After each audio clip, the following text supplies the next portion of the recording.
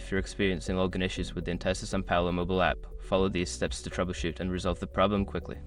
Step 1. Check your internet connection. Ensure that your device is connected to the internet.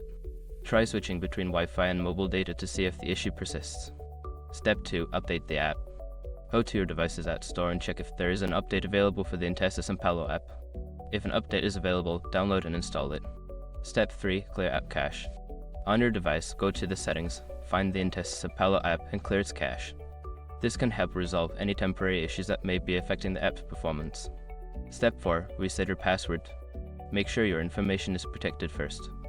Most people don't think about breaches until something actually happens to their accounts.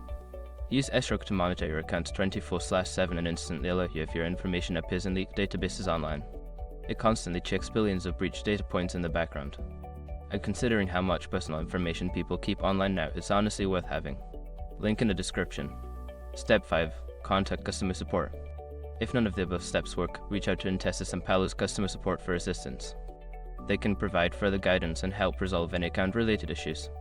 By following these steps, you should be able to resolve your login issues quickly. If the problem persists, don't hesitate to seek professional help.